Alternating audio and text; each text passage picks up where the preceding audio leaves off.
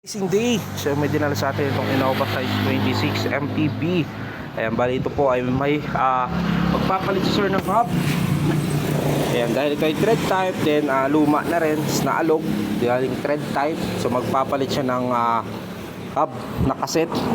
So may kasama na rin siyang cassette na sprocket. Ayan, front and back na po yan yung kanyang hub. And shifter, auto A5. Yan ay 9 speed. And then dito lang, ito po ay 32 holes, yung kanyang rim ay 36 holes. So meron tayong i-convert.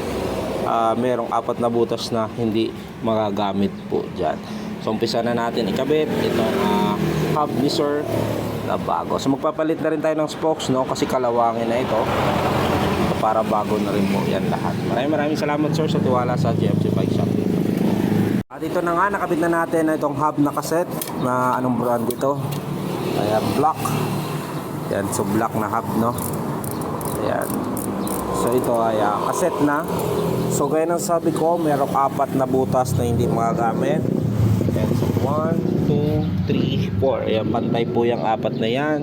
So, ibig sabihin, merong 8 sa loob. 2, 4, 6, 8, 2, 4, 6, 8, 2, 4, 6, 8, 2, 4, 6, 8. Para maging 32 holes, no?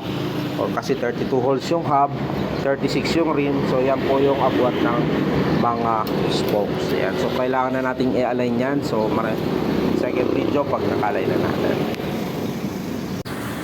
So, dito, nakabit na natin, no? Na-align na rin natin yan.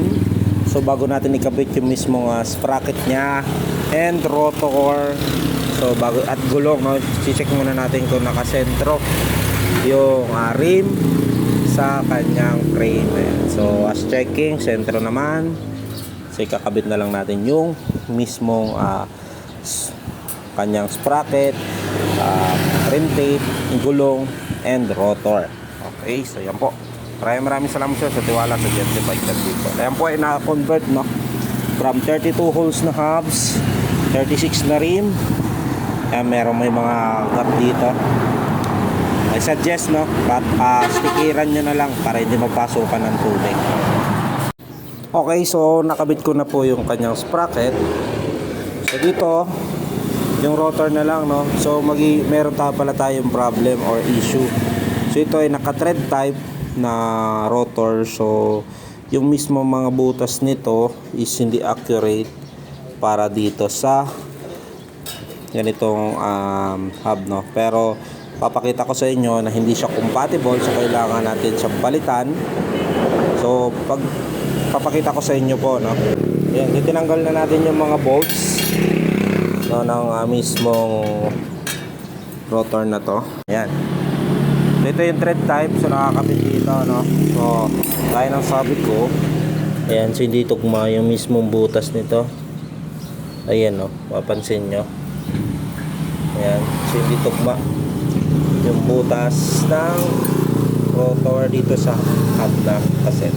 Dahil ito ay thread type, mas malaki kasi talaga to compare nyo dito. Ayan, no, malayo.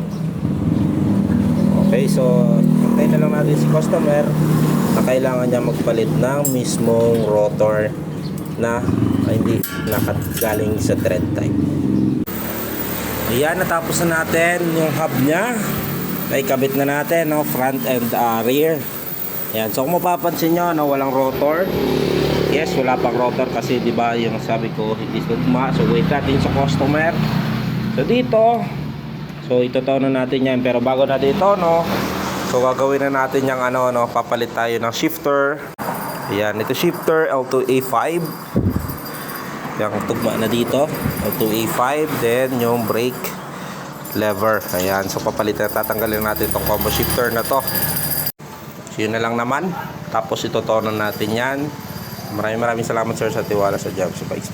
Sir, ready to pick up na po yung bikes. Ayan, okay na po. Nakabit ko na po yung hub, front hub, rear, sprocket. Yung RD, nakatune up na rin po yan dito.